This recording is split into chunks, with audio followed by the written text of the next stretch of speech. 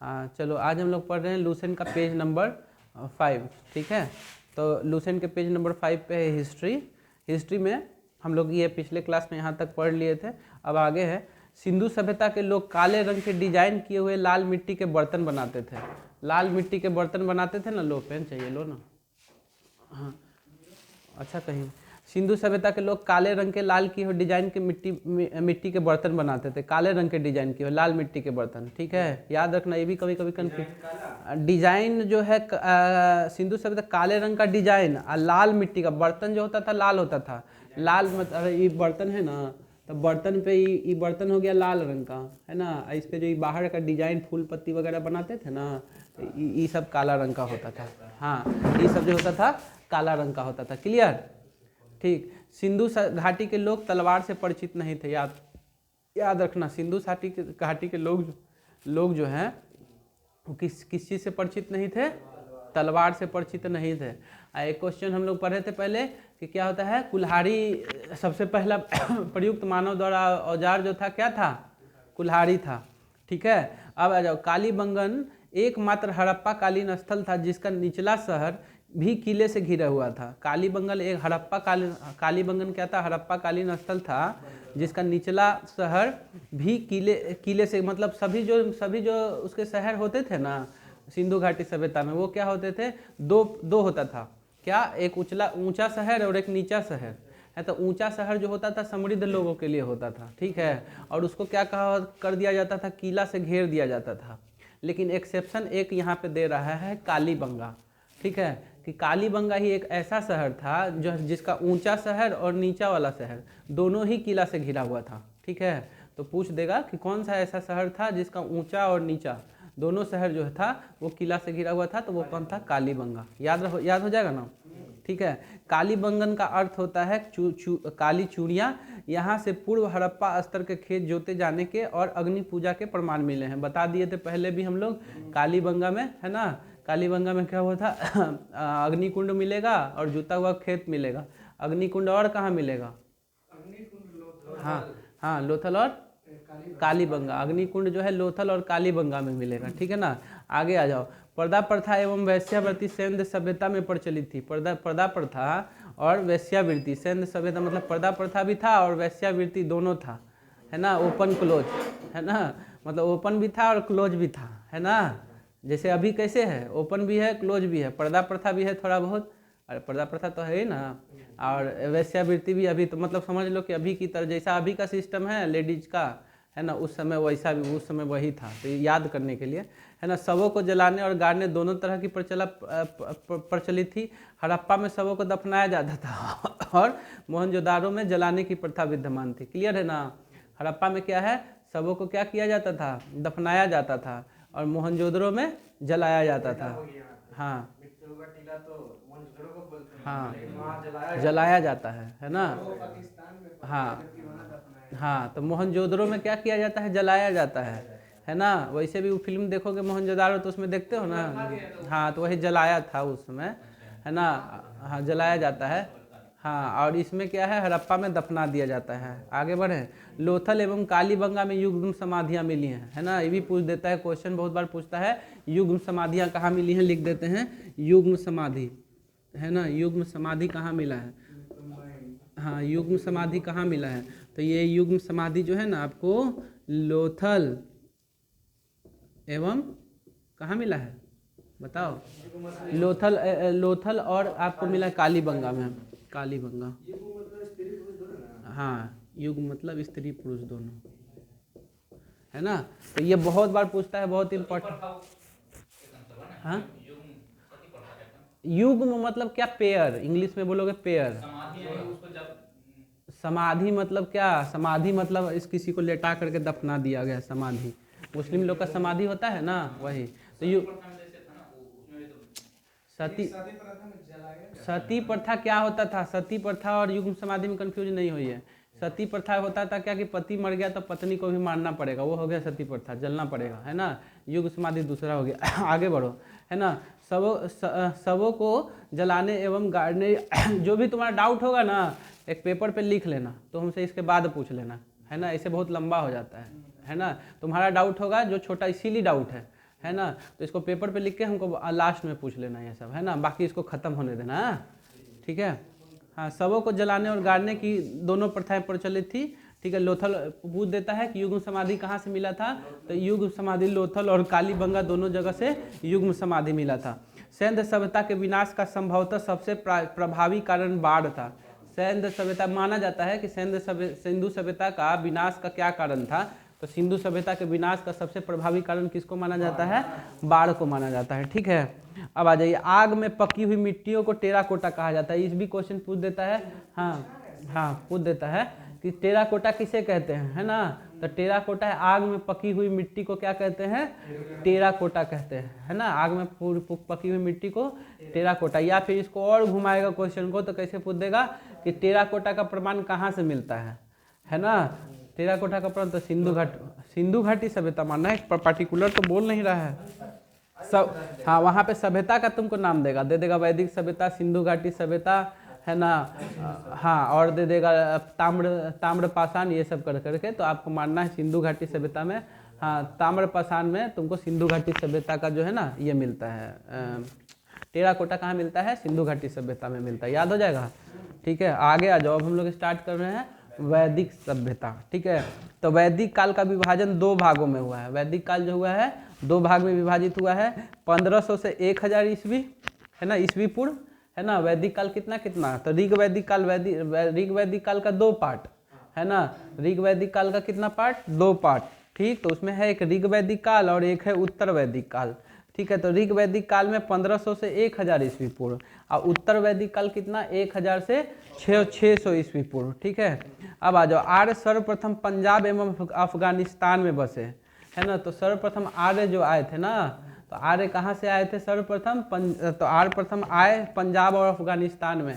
ये वाला पोर्शन है ना भारत का, तो यहाँ पे क्या हो गया, इधर हो गया अफगानिस्तान, है ना। यहाँ पे ये तो पाकिस्तान, इधर अफगानिस्तान, और ये पंजाब। तो ये अफगानिस्तान और पंजाब वाले पोर्शन में, है ना, तुम्हारे आर्य सबसे पहले, ठीक है। मैक्स मुलर ने आर्यों का मूल निवासी स्थान मध्य एशिया को माना है।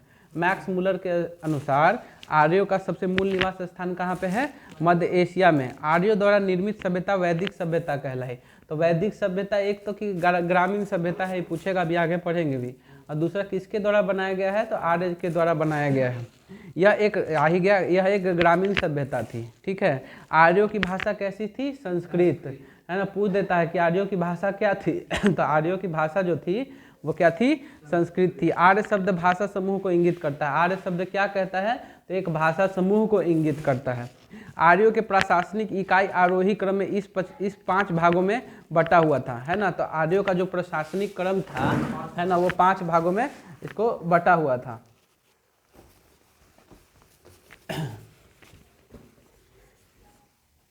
है ना।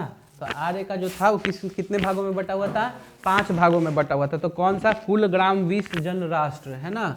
कैसे, कुल, है ना, फिर क्या ग्राम, है ना, फिर क्या 20, है ना, फिर क्या जन, है ना, और सबसे बड़ा क्या होता था, राष्ट्र। कुल ग्राम 20 जन राष्ट्र, है ना, याद रखना, कुल ग्राम 20 जन राष्ट्र। ग्राम के मुखिया को ग्रामीण कहते थे, ग्रामीणी कहते थे। 20 का प्रधान विस्पति होता था, एवं जन के शासक को राजन कहते थे, है ना। सब रिलेटेड है, जन का शासक राजन, है ना, 20 का विस्पति, ग्राम का ग्रामीणी, है ना। कुल जन 20, और क्या होता था, कुल ग्राम 20 जन राष्ट्र, कुल ग्राम 20 जन राष्ट्र। हाँ, कुल होता था, फिर सजा देगा कि इसमें कौन बड़ा होता था कौन छोटा, इस तरह से, है। तो कुल ग्राम 20 जन राष्ट्र, है ना, कुल ग्राम 20 जन राष्ट्र, क्लियर, है ना। अब आ जाओ, राज्याधिकारियों में पुरोहित एवं सेनानी प्रमुख थे, है ना। तो राज्याधिकारी जो होते थे उसमें पुरोहित और सेनानी प्रमुख थे। वशिष्ठ रूढ़िवादी एवं विश्वामित्र उदार पुरोहित थे, है ना। तो अब इसमें भी 2 पुरोहित में भी एक पुरोहित हैं वशिष्ठ, ऋषि वशिष्ठ, है ना, और एक हैं विश्वामित्र, है ना। तो विश्वामित्र कैसे थे, उदार थे, कैसे थे, विश्वामित्र उदार थे, और वशिष्ठ कैसे थे, रूढ़िवादी थे, है ना। अब आ जाओ, सूत रथकार व कम्मादी नामक अधिकारी रत्नी कहलाते थे। तो क्या होता था, सूत रथकार और कम्मादी नामक अधिकारी रत्नी कहलाते थे। तो रत्नी में पूछ देगा कि इसमें से कौन रत्नी में आते हैं, है ना। तो रत्नी में कौन कौन से आते हैं तुमको, सूत, रथकार और कम्मादी। कम्मादी का तो पता नहीं क्या है, लेकिन सूत हमको जहाँ तक लगता है जो कपड़ा का काम करता होगा उसको सूत, है ना। रथकार जो रथ चलाता होगा उसको रथकार। कम्मादी का पता नहीं क्या है, तो वो याद कर लेना। तो रथ चलाने वाला सूत और कम्मादी जो होता था वो सब क्या कहते थे, रत्नी कहलाते थे। इनकी संख्या राजा सहित करीब 12 हुआ करती थी, है ना। तो रत्नी कितने रत्नी पूछ देगा कि वैदिक सभ्यता में रत्नियों की संख्या कितनी होती थी, है ना। तो वैदिक सभ्यता में रत्नियों की संख्या कितनी होती थी, तो 12 रत्नी होते थे। वैदिक सभ्यता में कितने रत्नी होते थे, 12 रत्नी होते थे, है ना। पुरूप पुरूप क्या होता था, दुर्गपति को पुरूप कहते थे। नगर के बाहर क्या होता था, दुर्ग बना रहता था, तो दुर्ग का जो रक्षक होता था ना उसको क्या कहते थे, पुरूप, है ना। पुरूप। स्पस, जनता की गतिविधि। स्पस से स्पाई याद कर लो ना, स्पाई। अरे स्पाई इंग्लिश में क्या होता है, स्पाई मतलब क्या, गुप्तचर, हाँ जासूस, गुप्तचर, तो वही है स्पस, है ना। तो स्पस, स्पाई मतलब गुप्तचर, है ना। तो स्पस किसको कहते थे, गुप्तचर को स्पस कहते थे, ठीक है। अब वाजपति, वाजपति गोचर भूमि का अधिकारी होता था। गाय वाय चरने वाला भूमि का जो देख रेख करता था ना उसको क्या कहते थे, वाजपति कहते थे, ठीक है, क्लियर। उग्र किसको कहते थे, अपराधियों को पकड़ने का कार्य करता था, है ना। अपराधियों को पकड़ने का कार्य मतलब दरोगा, है ना। अभी का दरोगा, उस समय का क्या, वैदिक सभ्यता का उग्र, है ना। तो उग्र बनने मतलब अभी तो तुम वैदिक सभ्यता में तैयारी कर रहे होते, मतलब होते तो कहता कि आप उग्र का तैयारी कर रहे हैं, अभी आप दरोगा का तैयारी कर रहे हैं ना। उस समय जाके देखो तो कहेगा उग्र का तैयारी कर रहे हैं। उग्र मतलब अपराधियों को पकड़ने वाला, है ना। ऋग्वेद में किसी तरह के न्यायाधिकारी का उल्लेख नहीं है। ऋग्वेद में किसी तरह का न्यायाधिकारी का उल्लेख नहीं है, मतलब कोई न्याय उस समय हाई कोर्ट, सुप्रीम कोर्ट ये सब नहीं होता था, है ना, ऋग्वेदिक काल में, है ना। ऐसा कुछ भी प्रमाण नहीं मिला है, ठीक है। अब सभा एवं समिति राजा को सलाह देने वाली संस्था थी, है ना। सभा और समिति राजा को सलाह देने वाली वैदिक काल में जो सभ्यता थी, संस्था थी, वो कौन थी, सभा और समिति। सभा श्रेष्ठ एवं संभ्रांत लोगों की संस्था थी, जबकि समिति सामान्य जनता का प्रतिनिधित्व करती थी, है ना। सभा जो होता था वो मतलब हाई लेवल पर्सनालिटीज लोग उसमें रहते थे सभा में, और समिति में क्या होता था, समिति में मतलब निम्न जनता के लोग होते थे, उसका प्रतिनिधि करते थे, सामान्य जनता का प्रतिनिधि, ठीक है। इसके अध्यक्ष को ईशान कहा जाता था, क्लियर, है ना। तो हाँ, इसके अध्यक्ष के मतलब समिति के अध्यक्ष को, है ना, समिति के अध्यक्ष को क्या कहा जाता था, ईशान कहा जाता था। स्त्रियां सभा एवं समितियों में भाग ले सकती थी। स्त्रियां क्या करती थी, सभा और समिति में क्या है, भाग ले सकती थी, ठीक है। अब आ जाओ थोड़ा सा वो चार्ट छूट गया था, उस पर देख लो कि पूर्व के राजा को उत्तर वैदिक काल में, है ना, पूर्व को क्या कहते थे, प्राची कहते थे। लेकिन ये नहीं पूछता, ये ध्यान नहीं देना है, ध्यान देना है कि उसके राजा का क्या नाम होता था, है ना। पूछ देगा कि पूर्व को राजा को क्या कहते थे, तो पूर्व के राजा को क्या कहते थे, सम्राट कहते थे, है ना। पूर्व के राजा को क्या, ये भारत का मैप है ना, अरे ऐसे जो भी है ना, ऐसे ऐसे, है ना। तो इसके यहाँ पे क्या होता था, सम्राट। पूर्व के राजा को क्या कहते थे, पूर्व के राजा को सम्राट कहते थे। पश्चिम को स्वराष्ट्र, पश्चिम को क्या कहते थे, स्वराष्ट्र। उत्तर में विराट, उत्तर में विराट, उत्तर में विराट, है ना। और फिर क्या, दक्षिण में क्या होता था, भोज, दक्षिण में भोज। अब मध्य में क्या दिया हुआ है, मध्य का राजा, ऐसे भी राजा सबसे केंद्र में रहे। हाँ, तो ये राजा है तो सबको कंट्रोल करेगा, याद रखो, राजा है तो सबको कंट्रोल करेगा, है ना। तो राजा सबको कंट्रोल करेगा तो मध्य में ही रहेगा। अब विराट कोहली कहाँ का है, उत्तर का है, दिल्ली का है ना जी, तो दिल्ली का है तो विराट उत्तर, है ना, उत्तर, है ना। इधर क्या होगा, इधर याद रखना सम्राट, इधर स्वराष्ट्र, इधर सम्राट स्वराष्ट्र, सम्राट स्वराष्ट्र, है ना। दक्षिण में क्या हो गया, दक्षिण में भोज, याद हो गया, सब याद हो गया ना। उत्तर वैदिक काल में पूर्व के राजा को क्या कहते थे, पश्चिम के राजा को क्या कहते थे, उत्तर के राजा को क्या कहते थे, हम मध्य के राजा को क्या कहते हैं, हाँ मध्य के राजा, और दक्षिण को भोज, याद हो गया, है ना। अब ये तो याद हो गया। अब आ जाओ, युद्ध में कबीले का नेतृत्व करता था, युद्ध में कबीले का नेतृत्व राजा करता था। युद्ध के लिए गविष्ट शब्द का प्रयोग किया गया है, जिसका अर्थ गायों की खोज होता था। तो मतलब वैदिक काल में धन संपत्ति के लिए क्या होता था, युद्ध नहीं होता था। वैदिक काल में जो युद्ध होता था ना, वो किसके लिए होता था, गाय के लिए होता था। हाँ, गाय के लिए होता था। तो इसीलिए कह रहा है कि युद्ध, उसको क्या नाम दिया गया था, गविष्ट, है ना। युद्ध को क्या कहते थे, गविष्ट, है ना। और दरोगा को क्या बोलते थे, हाँ, उग्र। उग्र मतलब क्या, अपराधियों को पकड़ने वाला, है ना। और वाजपति किसको बोलते थे, हाँ, वाजपति कहते थे गोचर भूमि का जो रखवाला होता था ना, उसको। अस्पस किसको कहते थे, हाँ हाँ, जासूस को स्पाई बोलते थे, अस्पस बोलते थे। और एक और कोई छूटा ना, नहीं, पुरुप किसको कहते थे, दुर्गपति को पुरुप कहते थे, है ना। दुर्गपति को पुरुप कहते थे। क्लियर। अब आगे आ जाओ, है ना। दास बहुत इंपॉर्टेंट है। दास राग युद्ध का उल्लेख ऋग्वेद के 7वें मंडल में है ना। ऋग्वेद का 7वें मंडल में किसका है, दास राग युद्ध का उल्लेख है। किसका है, दास राग। 8वें मंडल में क्या है, हाँ, 8वें मंडल में हस्तलिखित ऋचाओं का, है ना, वो है। 9वां मंडल में क्या है, सोम। हाँ, तीसरा मंडल में क्या है, तीसरा मंडल, हाँ, पहले ही आगे बढ़ गया कि 10वां आप तो पूछेंगे। हाँ, 10वां में है चतुष्वर्ण समाज, और तीसरा में गायत्री मंत्र, है ना। हाँ, सावित्री को सूर्य देवता को समर्पित, है ना। याद हो गया सब, है ना। कितना है, 10 मंडल है। हाँ, ये क्या है, ऋचाएं कितने हैं, हाँ, सूक्त है 1028 सूक्त, 10,462 ऋचा और 1028 सूक्त। क्लियर, याद हो गया ना। ठीक है। और इसको गान करने वाले को क्या कहते थे, होत्री कहते हैं। गान करने वाले को क्या कहते हैं, होत्री कहते हैं। ठीक है। अब आ जाओ दास। अब 7वां छूटा हुआ था, दासराग युद्ध हुआ था 7वें मंडल में। यह किस नदी के किनारे हुआ था, पारुसनी नदी के किनारे हुआ था, है ना। के तट पर किसके किसके बीच हुआ था, सुदास एवं 10 जनों के बीच लड़ा गया था। किसके किसके बीच, सुदास एवं 10 जनों के बीच, जिसमें सुदास विजयी हुआ था। पूछ देगा विजयी कौन हुआ था, सुदास, है ना। दासराग युद्ध रावी नदी के तट, ये बहुत इंपॉर्टेंट है, एकदम याद कर लेना है। दासराग युद्ध कौन नदी, किस नदी के तट पे हुआ था, परुष्णी और रावी नदी के तट पे हुआ था। ऋग्वैदिक समाज 4 वर्णों में विभक्त था। ये वर्ण थे ब्राह्मण, क्षत्रिय, वैश्य और शूद्र। यह विभाजन व्यवसाय पर आधारित था। यह विभाजन किस पे आधारित था, व्यवसाय पे आधारित था। ऋग्वेद के 10वें मंडल में पुरुष सूक्त में बता दिए थे। पुरुष सूक्त, है ना। पुरुष, एक पृथ्वी सूक्त है। पृथ्वी सूक्त किसको बोलते हैं, पढ़ाए हैं, आप पढ़ाए हुए हैं पृथ्वी सूक्त। पृथ्वी सूक्त नहीं पढ़ाए हैं, किसको बोलते हैं, अथर्ववेद को बोलते हैं। नहीं बताए थे, हाँ, पृथ्वी सूक्त क्या बताया है, अथर्ववेद को बोलते हैं, जिसमें राजा वाजा सबके बारे में बताया गया है ना, पिछला पेज पे है ना। और यहाँ पे पुरुष सूक्त है, कंफ्यूज मत होना, है ना। पुरुष सूक्त में चतुष्वर्ण का उल्लेख मिलता है। इसमें कहा गया कि ब्राह्मण परम पूज्य के मुख्य क्षत्रिय, उनकी भुजा, सब बता चुके हैं, हटाओ, है ना। हाँ, आर्यों का समाज पितृ प्रधान था, है ना।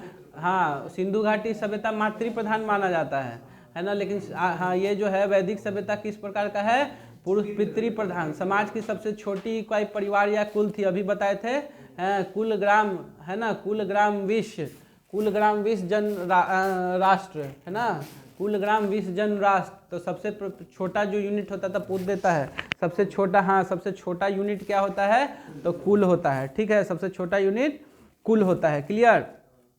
अब आ जाओ, समाज की सबसे छोटी इकाई परिवार या कुल, जिसका मुखिया पिता होता है, जिसे कुलूप कहा जाता था। जिसको क्या कहा जाता था, कुलूप। स्त्रियां इस काल में अपने पति के साथ यज्ञ कार्य में भाग ले सकती थी। अपनी स्त्रियां जो हैं इस काल में क्या कर सकती थी, अपने पति के साथ यज्ञ कार्य में भाग ले सकती थी। बाल विवाह एवं पर्दा का प्रचलन नहीं था। बाल विवाह एवं पर्दा प्रथा का प्रचलन नहीं था। सिंधु घाटी में क्या था, सिंधु घाटी में था वैश्यावृत्ति और पर्दा प्रथा का। यहाँ पे क्या है, पर्दा प्रथा नहीं है, लेकिन और साथ में बाल विवाह भी नहीं है। तो बाल विवाह और पर्दा प्रथा का प्रचलन नहीं था। विधवा अपने मृतक पति के छोटे भाई से विवाह कर सकती थी। विधवा जो होती थी अपने मृतक के छोटे, जैसा आज का समाज में भी कर सकती हैं, वैसे उस समय भी कर सकती, वैदिक सभ्यता में है ना। तो विधवा अपने देवर से मतलब शादी कर सकती थी। स्त्रियां शिक्षा ग्रहण करती थी। ऋग्वेद में लोपामुद्रा, घोषा, सिक्ता, पाला एवं विश्वास जैसी विदुरी स्त्रियों का वर्णन है। गार्गी ने याज्ञवल्क्य को वाद विवाद में चुनौती दी थी। तो याज्ञवल्क्य को, है ना, ये सब क्या है, विदुषी, ऋग्वेदिक काल की ये सब जो है ना विदुषी महिलाएं हैं। कौन सा याद रखना, पूछ देता है कि कौन नहीं थी या कौन थी। तो लोपामुद्रा, घोषा, सिक्ता, है ना, घोषा, सिक्ता, पाला एवं विश्वास, अंडरलाइन कर लो इसको, है ना। लोपामुद्रा अंडरलाइन कर लो, है ना। लोपामुद्रा, घोषा, सिक्ता, अपाला और विश्वास। कौन? लोपामुद्रा, घोषा, सिक्ता, अपाला और विश्वास जैसी जो थी। कौन कौन कौन कौन? लोपामुद्रा, घोषा, सिक्ता, अपाला, विश्वास। लोपामुद्रा, घोषा, सिक्ता, अपाला और विश्वास। लोपामुद्रा, घोषा, सिक्ता, पाला, विश्वास, ये सब क्या थी? विदुषी महिलाएं थी, है ना। और याज्ञवल्क्य से संवाद कौन किया था? गार्गी की थी, है ना। जीवन भर अविवाहित रहने वाली महिलाओं को क्या कहा जाता था? अमाजु कहते थे। जो हमेशा कुमारी रह जाती थी ना, उसको क्या कहते थे? अमाजु। किस काल में? वैदिक काल में, है ना। पूछ देगा कि किस अमाजु किस काल में नहीं विवाह करने वाली स्त्रियों को किस काल में अमाजु कहा जाता था? ऑप्शन दे देगा, है ना। तो इन कहा जाता था, दोनों तरफ से बता रहे घुमा के भी, है ना। तो वैदिक काल में, है ना। ऋग जो क्लियर नहीं किया, लेकिन वैदिक काल में, है ना। जीविकोपार्जन के लिए वेद वेदांग पढ़ने वाला अध्यापक उपाध्याय कहलाता था, है ना। तो वेद वेदांग जो पढ़ता था उसको क्या कहते थे? उपाध्याय, है ना, उपाध्याय। ठीक है। आर्यों का मुख्य पेय पदार्थ सोमरस था, बहुत इंपॉर्टेंट है ना। आर्यों का मुख्य पेय पदार्थ कहाँ से था?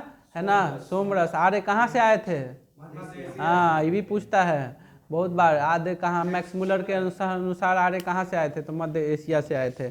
आर्यों का मुख्य पेय पदार्थ क्या था? सोमरस था। यह वनस्पति से बनाया जाता था। आर्य मुख्यतः 3 प्रकार के वस्त्रों का उपयोग करते थे। वास, अधिवास, उष्णीय। अंदर पहनने वाले कपड़ों को नीव कहा जाता था, है ना। ये भी एक बार क्वेश्चन कहीं पूछा हुआ है। वास, अधिवास और क्या है? उष्णीय। 3 प्रकार का कपड़ा होता था, वास, अधिवास और उष्णीय, है ना। और अंदर जो चड्डी पहनते थे, है ना, उसको क्या कहते थे? नीव, है ना। नीव डालते थे, है ना, कपड़ा का, है ना। ठीक है। अगला पर दर्शन आ जाओ, है ना। इससे एक क्वेश्चन पूछा हुआ है अभी यही बीपीएससी में, दर्शन से। वैशेषिक दर्शन आया था, है ना। हाँ, परमाणु का तो हाँ, वैशेषिक दर्शन, हाँ, है ना। तो चावार्क जो है ना, चावार्क, तो प्रवर्तक थे चावार्क। दर्शन है चावार्क दर्शन के चावार्क, योग के पतंजलि, सांख्य के कपिल, न्याय के गौतम, है ना। न्याय का गौतम और सांख्य का कपिल तो बहुत बार रगड़ हाँ, योग, सांख्य और न्याय तीनों तो एकदम याद ही होना चाहिए, है ना। प्रवर्तक मतलब कौन दिया? हाँ, है ना। तो सांख्य का कपिल, न्याय का गौतम, योग का पतंजलि, चावार्क। पूर्व मीमांसा जैमिनी, उत्तर मीमांसा बद्ध नारायण। पूर्व मीमांसा कौन? जैमिनी। और उत्तर मीमांसा बद्ध नारायण, है ना। वैशेषिक, उलूक या कनाद, है ना। वैशेषिक, उलूक या कनाद याद हो गया सबको, है ना। बोलो।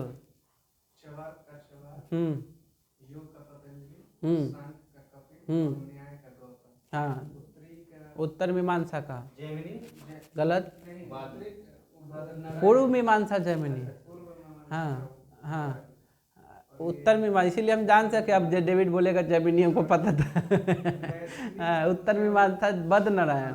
हाँ, वैश्विक का है उलूक या कनाद, उलूक या कनाद। याद हो गया सबको? ठीक है। अब आ जाओ, है ना। महर्षि कनाद को भारतीय, यही देखो, यही इसको और उसको मिला करके घुमा दिया है क्वेश्चन को, है ना। महर्षि कनाद को, बीपीएससी का इस बार का, है ना। महर्षि कनाद को भारतीय परमाणुवाद का जनक कहा जाता है। महर्षि कनाद को भारतीय परमाणुवाद का, इस लाइन को ऊपर का अंतिम लाइन को मिला के एक क्वेश्चन बना दिया था बीपीएससी में, है ना।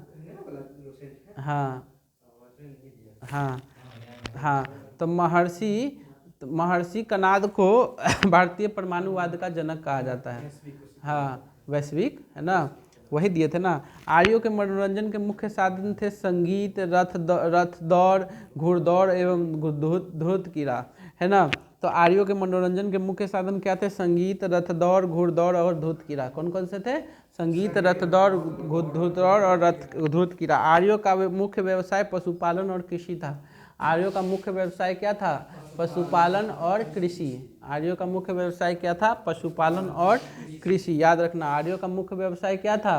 पशुपालन और कृषि। लेकिन वो सब मनोरंजन का साधन था, धूत कीड़ा ये सब जितना में कीड़ा लगा है ना, क्या धूत कीड़ा और रथ दौड़, घुत दौड़, संगीत, ये सब था। और पशुपालन और कृषि मतलब देहाती थे। वैसे भी गांव में ग्रामीण सभ्यता है तो वैदिक सभ्यता ग्रामीण है, तो गांव में क्या होगा भैया? कृषि ही होगा ना, और पशुपालन ही होगा ना, और क्या होगा? गाय को अघन्य न मारे जाने योग्य पशु की श्रेणी में रखा गया था। गाय की हत्या करने वाले, उसे घायल करने वाले के लिए वेदों में मृत्युदंड और देश निकाले की व्यवस्था की गई थी। आसान है ना। आर्यों का प्रिय पशु घोड़ा एवं सर्वाधिक प्रिय देवता इंद्र थे। आर्यों के सबसे प्रिय देवता कौन थे? इंद्र। सबसे प्रिय पशु कौन था? घोड़ा। सिंधु घाटी में घोड़ा नहीं मिलता था, अस्थि पंजर मिला है। लोथल और कहाँ से? कालीबंगन से। याद है ना? क्या बताए थे? ट्रिक बताए थे ना, कह रहे भाई व्यापार जहाँ करेगा वहीं ना घोड़ा चढ़ेगा। तो लोथल में व्यापार होता था और कालीबंगा में कृषि होता था, तो पैसा रहेगा तो घोड़ा चढ़ेगा, तो अस्थि पंजर भी वहीं मिलेगा, है ना। इस तरह से याद रखना, है ना। ठीक है, अब आ जाओ, है ना। तो यहाँ पे भी है, वैदिक काल में घोड़ा तो मिला है ना। तो घोड़ा तो मिला है, लेकिन मतलब देवता कौन थे? इंद्र थे। ठीक है, अब आ जाओ। आर्यों द्वारा खोजी गई धातु लोहा थी, जिसे श्याम अयस्क कहा जाता था। तांबे को लोहित अयस्क कहा जाता था, है ना। तांबा को लोहित अयस्क, लोहा है तो तांबा, तांबा है तो लोहा, है ना। तो मतलब आर्यों द्वारा खोजी गई धातु लोहा थी, जिसे श्याम, लोहा को क्या कहा जाता था? श्याम अयस्क, है ना। और तांबा को लोहित अयस्क, है ना। श्याम अयस्क किसको कहा जाता था? लोहा को। व्यापार हेतु दूर दूर तक जाने वाला व्यक्ति को पनी कहते थे। याद रखना, पनी किसे कहते थे? व्यापारी लोग को कहते थे, है ना। लेन देन में वस्तु विनिमय प्रणाली प्रचलित थी। उस समय पैसा तो था नहीं, तो वस्तु विनिमय प्रणाली जो थी ना, वस्तु विनिमय प्रणाली, वो प्रचलित थी, है ना। ऋण देकर ब्याज लेने वाला व्यक्ति को वेकनाट कहा जाता था। ऋण देकर, हाँ, ऋण देकर जो मतलब, हाँ मतलब, अरे मुनि, अरे जो गांव देहात में पैसा कर्जा पे नहीं देता है और सूद लेता है, जैसे मुंशी जी सब नहीं होता है गाँव में। लाला फिल्म में लाला से देखते, संजय दत्त उधार लेता था लाला, हाँ, तो वही वाला लाला सब जो होता था ना, क्या है ना, वेंकनाट कहा जाता था, लाला को वेंकनाट, है ना। मनुष्य एवं देवता के बीच मध्यस्थ की भूमिका निभाने वाले देवता अग्नि की पूजा होती थी। तो मतलब ये क्या है? मनुष्य और देवता के बीच में कनेक्शन स्थापित करते थे, आग जला करके, अग्नि, है ना। ऋग्वेद में उल्लिखित सभी नदियों में सरस्वती सबसे महत्वपूर्ण तथा पवित्र मानी जाती थी। ऋग्वेद में सबसे महत्वपूर्ण जो है वो क्या मानी जाती थी? सरस्वती मानी जाती। सबसे महत्वपूर्ण नदी कौन सी मानी जाती थी? सरस्वती मानी जाती थी। ठीक है, हाँ, सबसे महत्वपूर्ण, याद रखना, सबसे महत्वपूर्ण नदी सरस्वती है ना। हाँ, लेकिन वही वो पूछेगा कि गंगा यमुना का, लेकिन सबसे महत्वपूर्ण नदी पूछेगा तो अभी उल्लेख वाला भी आगे पढ़ेंगे, है ना। तो ये देखो, ऋग्वेद में गंगा का 1 बार और यमुना का 3 बार उल्लेख हुआ है ना। हाँ, इसमें सिंधु नदी का उल्लेख सर्वाधिक बार। देखो 4 चीज़ें हैं इसमें, है ना। क्या? सबसे महत्वपूर्ण नदी सरस्वती, गंगा का उल्लेख 1 बार, यमुना का उल्लेख 3 बार, और सबसे अधिक बार अगर उल्लेख किसका हुआ है तो सिंधु नदी का। यही फंसाता है ना। गंगा 1, यमुना 3, ये तो एकदम रट लो, पेटेंट क्वेश्चन है बीपीएससी का, कभी भी पटकता है। गंगा 1, यमुना 3, सबसे अधिक बार सरस्वती, सिंधु, और सबसे महत्वपूर्ण नदी सरस्वती। ठीक है, अब ये भी बहुत इंपॉर्टेंट है, इसको भी याद करना ही करना है। तो है ना, प्राचीन नाम कुर्भ, आधुनिक नाम कुर्रम, है ना।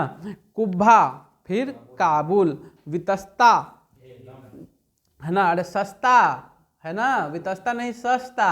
सस्ता रहेगा कोई चीज़ तो झोला भर लोगे ना। हाँ, सस्ता, अरे वितस्ता तो सस्ता, तो सस्ता कोई चीज़ रहेगा तो क्या करोगे? झोला भर लोगे, तो झेलम। याद हो गया, है ना। ठीक है, आस्किनी, है ना, क्या है?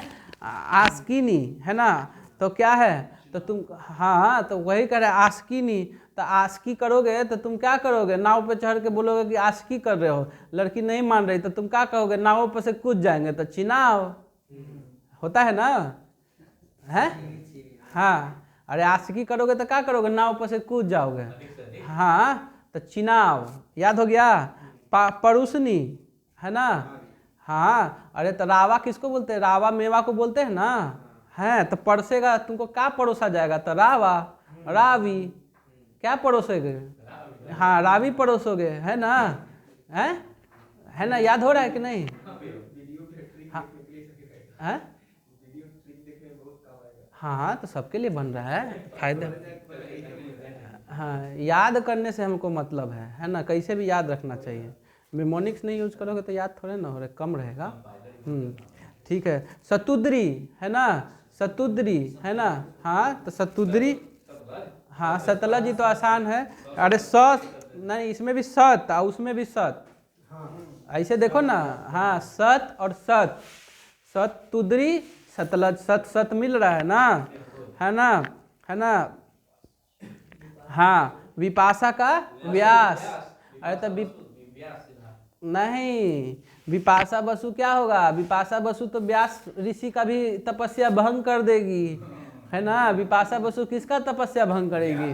व्यास ऋषि का, है ना? विपाशा बसु किसका तपस्या भंग करेगी? व्यास ऋषि का। याद हो गया ना? सदा नीरा तो पता ही है, गंडक, बहुत दिन से पढ़ रहे हो, अपना बिहार में भी नदी बहती है गंडक, सदा नीरा इसको बोलते हैं, इसका ट्रिक बताने का जरूरत नहीं है ना? अब क्या है? दृश्यदति, है ना? तो दृश्यदति क्या? दृश्यधति तो घग्घर। तो देखो इसमें क्या है, एगो में द के नीचे ध जुड़ा हुआ है और उधर घ है ना? घग्घर अपने बता रहा है कि भाई मेरा नाम घग्घर है। दृश्यधति तो घग्घर, है ना? बता रहा है चीख चीख के कि मेरा नाम घग्घर है। ढूंढने आना चाहिए, वो अपने बताता है एग्जाम में, लेकिन ढूंढ ही नहीं पाते हो तुम लोग, है ना? सब तो बता रही है। विपाशा किसका भंग करते हैं? व्यास का। सतुद्री बता रहा है कि हमू सत हैं और उधर भी सत है ना? परुषनी क्या परोसा जाएगा? रावी परोसा जाएगा। आशिकी करोगे तो कहाँ नाव पर से कूद जाओगे? चिनाव। वितस्ता सस्ता रहेगा तो क्या भरोगे? झोला भरोगे, है ना? ये सब तो यादें है। कुब्भा काबुल में वो भी क से है, कुर्भ कुर्रम, है ना? और कुब्भा काबुल, ये तो यादें रहेगा, है ना? अब आ जाओ गोमती, ये तो आसान है भैया। गोमती अपने बता रहा है कि मेरा नाम गोमल है ना? सुवस्तु तो ये भी बता रहा है स्वात, है ना? अरे सु है, ये भी बता रहा है कि स्वात है, सही है सब कुछ, है ना? सुवस्तु है, अच्छा वस्तु है। अरे कोई भी सुवस्तु रहेगा ना, अच्छा वस्तु रहेगा ना, तो उसके बारे में बात करोगे कि नहीं करोगे? कि अरे अच्छा वस्तु है, जाके खरीदो, बोलोगे कि नहीं बोलोगे? हैं? तो वही है सुवस्तु, तो अच्छा बात, स्वबात, है ना? अच्छा बात करोगे। याद हो गया ना सब? हाँ, पक्का पूछें? हाँ, बता दो दिशधति का। हाँ, घग्घर। सदा नीरा। हाँ, विपाशा। हाँ हाँ। अब परुषनी। हाँ, अब बता दो सतुद्री। हाँ, सतलज। वितस्ता। हाँ हाँ, कोई बात नहीं, याद करने से झोले मारोगे तो कोई दिक्कत। कुब्भा। हाँ, काबुल। कुर्भ कुर्रम। याद हो गया ना सब? मस्त। चलो स्टॉप कर दो, हो गया ये एक पेज, पेज नंबर 5 कंप्लीट।